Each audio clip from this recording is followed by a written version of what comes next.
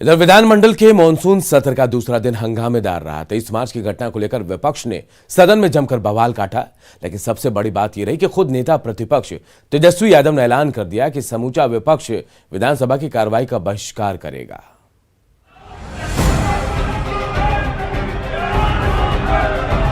श्री संजय कुमार तिवारी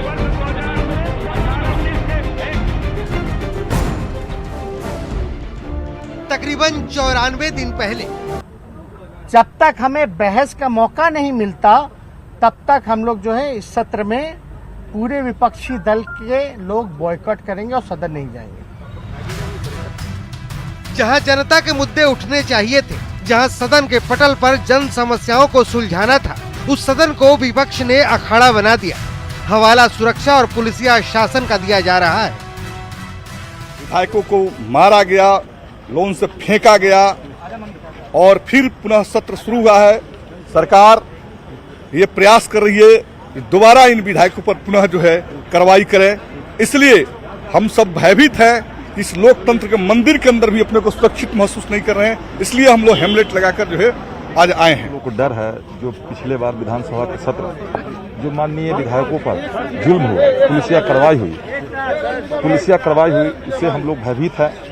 हम लोग आते हैं कभी डंडा चल जाए, गोली चले, इसलिए हम लोग हेलमेट लगा के अपनी सुरक्षा के लिए हम लोग आए हैं, क्योंकि विधानसभा में अब सुरक्षित माननीय विधायक नहीं है तो आम आवाम कैसे है। तो क्या हेलमेट लगाने से आप सुरक्षित रहेंगे? और लाठी डंडा से पिटाई चला, उससे तो हम लोग कपार कम से कम नहीं फूटेगा ना, सर नहीं फूटेगा।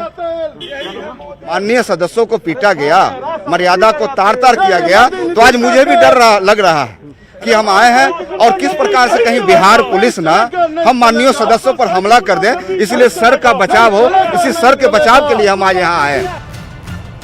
दरअसल 23 मार्च की घटना को लेकर विपक्ष सदन के अंदर चर्चा की मांग की जिद पर अड़ा है, जबकि 23 मार्च की घटना पर कार्रवाई के लिए विधानसभा अध्यक्ष अधिकृत है।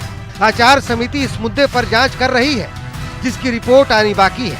ऐसे में जनहित के मुद्दे पर चर्चा की बजाय विपक्ष का ये शोर जनता के साथ धोखा है। न्यूज़ 18 के लिए आनंद अमृतराज, शैलेंद्र कुमार और अमित कुमार की रिपोर्ट।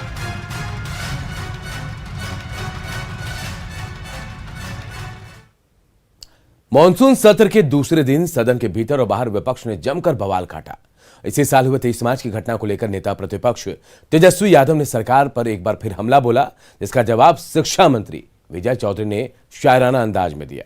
दोनों नेताओं के बीच हुई नोकझोंक को सुनिए और फिर खबर को समझिए कि आखिर क्या हुआ था सदन के भीतर 23 मार्च को। विधायक लोग का तो फंड भी ले लिया गया। विधायक लोग को जब विधानसभा में ही पीटा जाएगा, भद्दी भद्दी गालियां दी जाएंगी, लेकिन कार्रवाई के नाम पे तो किसी पे भी कोई अधिकारी, बड़े अधिकारियों पे नहीं हुई महोदय। आखिर सिपाही की तो हिम्मत नहीं है कि विधायक को पीट दे। विधानसभा के अंदर किसी ना किसी के निर्देश पे हुआ होगा।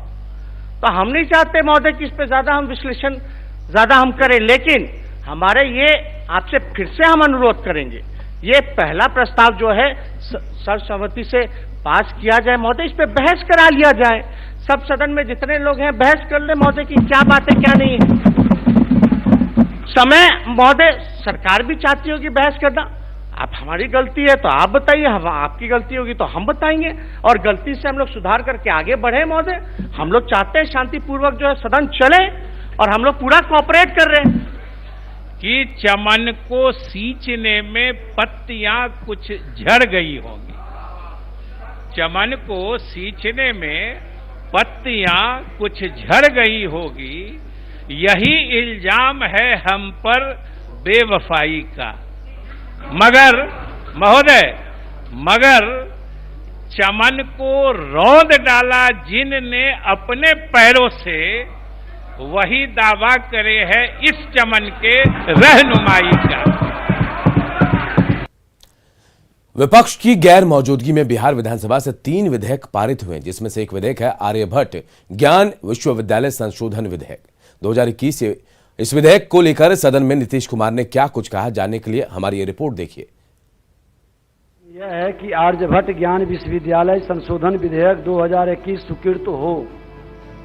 जो इसके पक्ष में है वे हाँ कहें, जो इसके विपक्ष में है वे ना कहें। मैं समझता हूं कि पक्ष में बहुमत है, प्रस्ताव स्वीकृत हुआ। आर्यभट्ट ज्ञान विश्वविद्यालय संशोधन विधेयक 2021 स्वीकृत हुआ।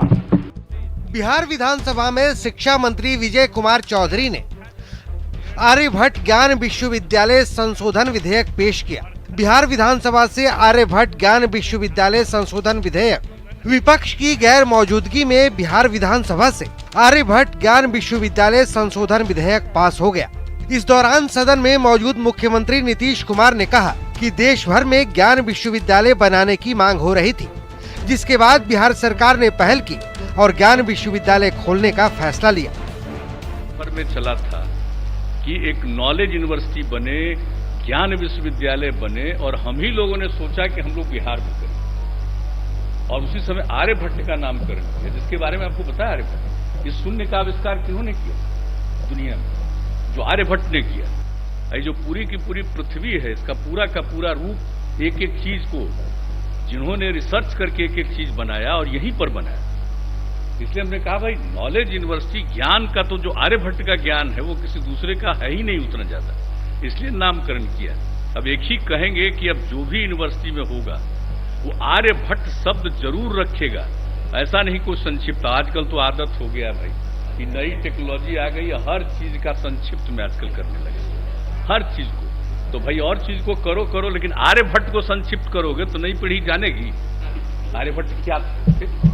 इसलिए जानना चाहिए, अगर ज्ञान की बात कर रहे हैं और आर्यभट्ट का नाम दे रहे हैं तो सबको मालूम होना चाहिए कि आर्यभट्ट ने क्या किया। इतिहास को संजोने और संवारने पर हमेशा से सीएम नीतीश कुमार का जोर रहा है। आर्यभट्ट प्राचीन समय के सबसे महान खगोल शास्त्री और गणितज्ञों में से एक माने जाते हैं। वैज्ञानिक आज भी उन्हें प्रेरणा का स्रोत मानते हैं। न्यूज 18 के लिए आनंद अमृतराज के साथ शैलेंद्र कुमार की रिपोर्ट। लव मैरिज के लिए 2.5 लाख की